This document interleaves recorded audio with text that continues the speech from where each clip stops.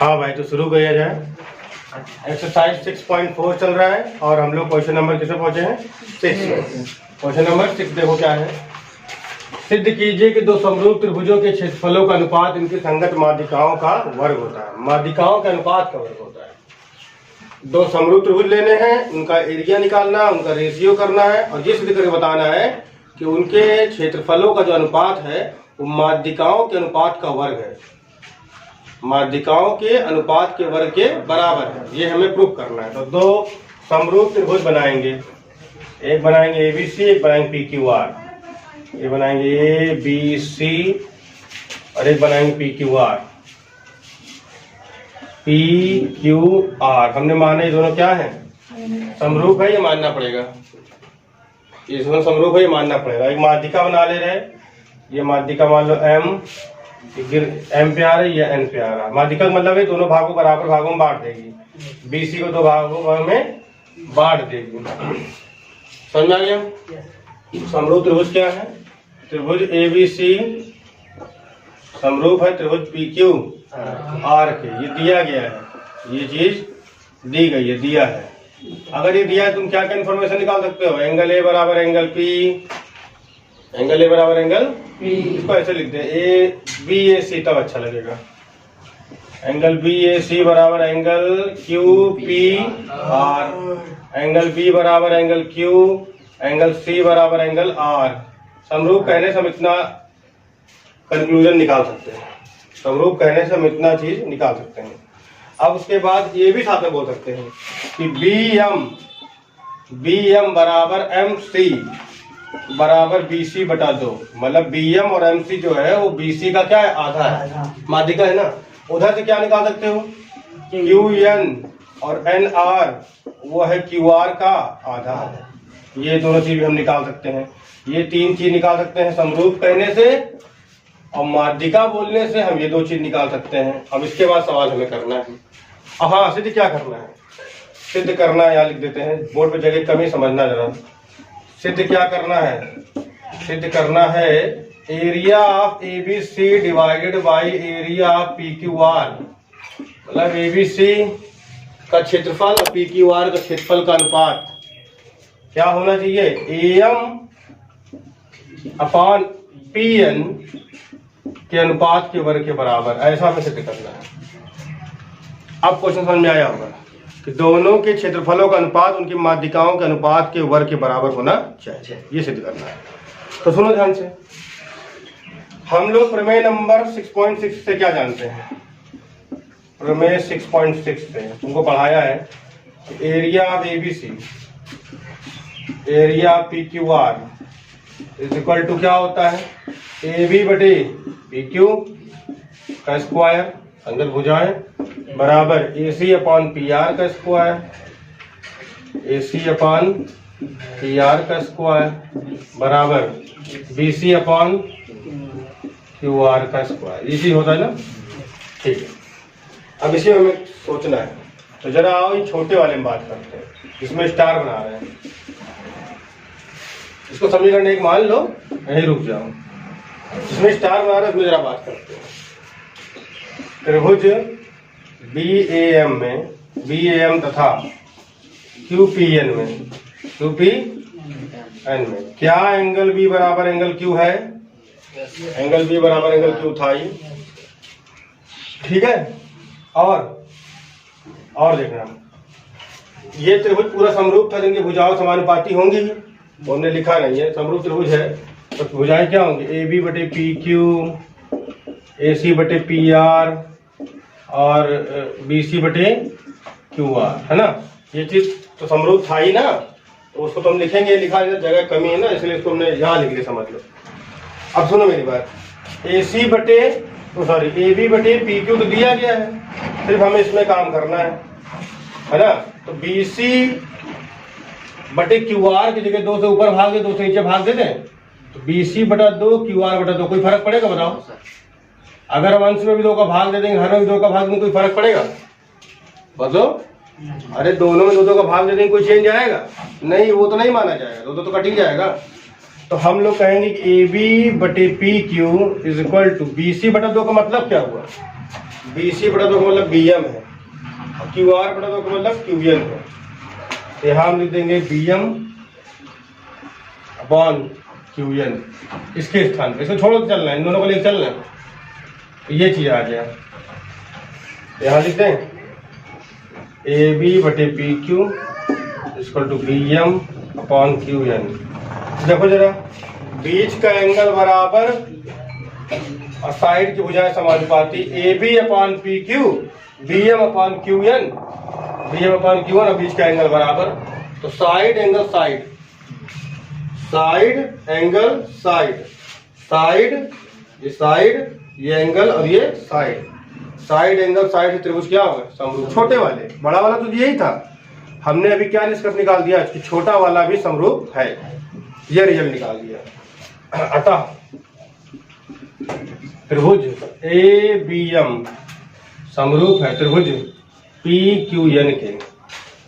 चलो भाई, इतने चीज आ गया। अगर समरूप है, समरूप अगर है तो इनकी भुजाएं क्या होंगी? समानुपाती होंगी। तो भुजाओं में अनुपात करते हैं, ठीक है।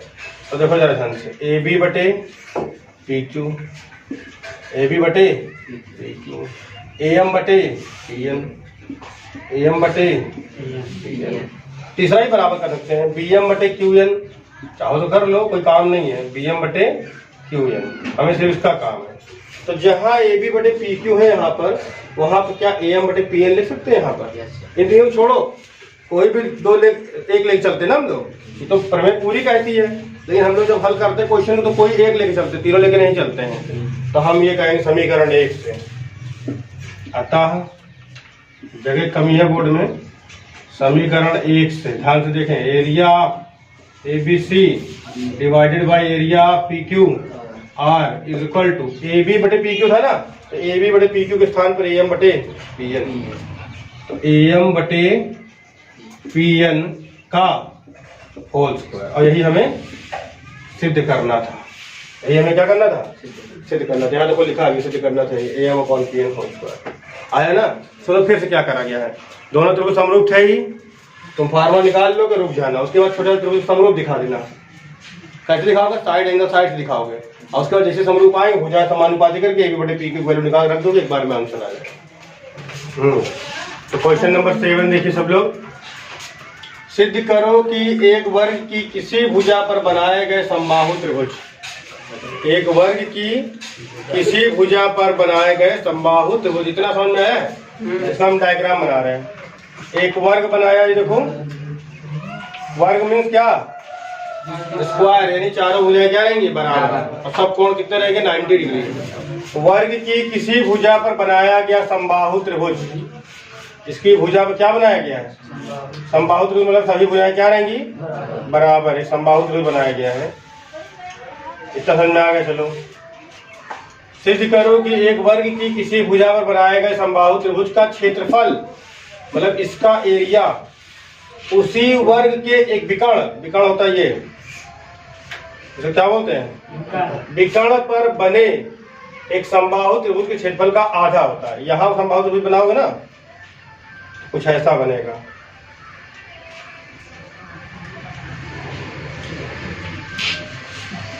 कुछ ऐसा बनेगा ना, तो इसका क्या होता है? ऊपर वाला आधा, मतलब ये A है तो ये 2A आएगा, मतलब ये वाला इस बड़े वाले क्या होगा? आधा। नाम दे देते हैं A B C D E F।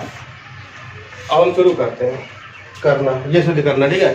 तो मान लिया वर्ग की एक भुजा की लंबाई A है, मान लिया वर्ग की एक भुजा की लंबाई कितनी है? समझना, ये लंबाई A मानी, ये A है, ये भी A हो जाएगा, ये भी हो जाएगा। और देखो अगर ये A है और ये समबाहु है तो सारी भुजा बराबर होती है, ये भी तो A होगा। नहीं समझ में? समबाहु है ना, तो जब ये लंबाई A है तो ये भी लंबाई है, ये भी लंबाई है। समबाहु मतलब प्रत्येक भुजा बराबर, ध्यान लाएंगे लिखना पड़ेगा। माना वर्ग की भुजा बराबर A, अतः भुजा पर बने समबाहु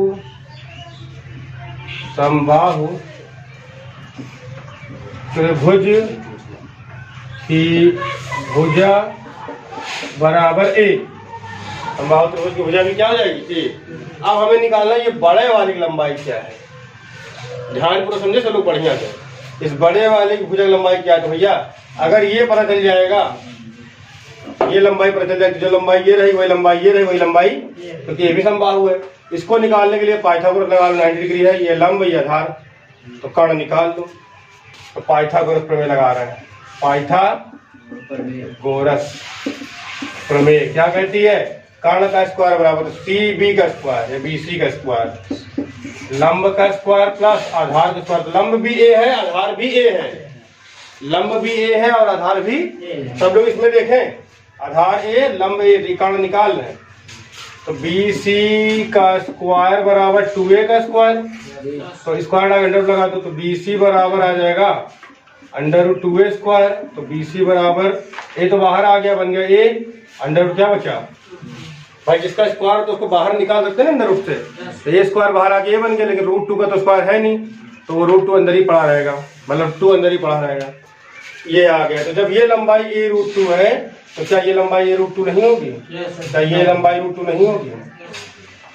बोलो, समझ आया? और ये समबाहु है, ये भी समबाहु है, तो दोनों समरूप त्रिभुज हुए ना। तो बस लगा देते हैं एरिया पहले लिखा देते हैं, क्योंकि ट्राइंगल FAB समरूप है ट्राइंगल EBC के। EB क्योंकि दोनों क्या है? समबाहु है, सिद्ध करने की जरूरत है। सारे एंगल 60-60-60 होंगे। सारे एंगल क्या होंगे? समबाहु त्रिभुज सारे कोण बराबर 60-60 साइड एंगल समरूपता से त्रिभुज समरूप होंगे। एक बड़ा है छोटा लेकिन है समरूप। तो प्रमेय 6 point, area of FAB upon area of EBC is equal to, इसकी कोई एक भुजा ले लो तो भुजा ये है, और इसकी एक भुजा ले लो a√2 है, a√2। बोलो समझ में आया? इसका क्या कर दें? हाँ, area of FAB upon area of EBC is equal to, A से कट गया, इसका स्क्वायर करें तो 1/2 आ जाएगा। √2 का स्क्वायर 2 होता है ना, समझ में आया? तो इसको भेज दो गुणे में, तो area of FAB is equal to area of EBC और 1/, क्या लगा दो आगे 2, 1/2, यही सिद्ध करना था। देखो पढ़ो यार, देखो सिद्ध कीजिए कि एक वर्ग की किसी भुजा पर बनाए गए समबाहु त्रिभुज का क्षेत्रफल, समबाहु त्रिभुज का क्षेत्रफल उसी वर्ग के एक विकर्ण बने क्षेत्रफल का आधा होता है। उसी वर्ग का बना हुआ क्षेत्र क्या त्रिभुज है? EBC इसका क्या है? आधा है। ये वाला इसका आधा है, 2 से भाग दिया गया है, ये वाला इसका आधा है। अगर 2 ऊपर होता है गुणे में तो बोलते दुगना है, लेकिन अब FAB EBC का क्या है? यही हमें प्रूफ करना। हाँ भाई, तो क्वेश्चन नंबर 8 देखिए सब लोग। ABC और BDE तो समबाहु त्रिभुज इस प्रकार है कि D भुजा BC का मध्य बिंदु है। D जो है वो BC का क्या है? मध्य बिंदु है। ABC और BDE के क्षेत्रफलों का अनुपात ज्ञात कीजिए। तो एक समबाहु एक त्रिभुज बनाते हैं ABC। एक त्रिभुज क्या बनाओ? ABC एक त्रिभुज बनाओ, समबाहु बनाना है, मतलब तीनों भुजा क्या रहेंगी? बराबर रहेंगी। इसको A कहा, इसको B कहा, इसको C कहा। इसका मध्य बिंदु क्या लेना है? D। इसका मध्य बिंदु क्या लेना है? और E इसमें ऐसा लो कि वो भी समबाहु बने, तो E हम इसके मध्य बिंदु में लेंगे, E यहाँ पर, इससे इसको मिला देंगे, तो ये भी समबाहु हो जाएगा, बड़ा वाला समबाहु है ही। तो दोनों समबाहु हो गए, दोनों क्या हो गए? समबाहु हो गए। ध्यान समझना, त्रिभुज EBD तथा त्रिभुज ABC क्या है? समबाहु त्रिभुज है।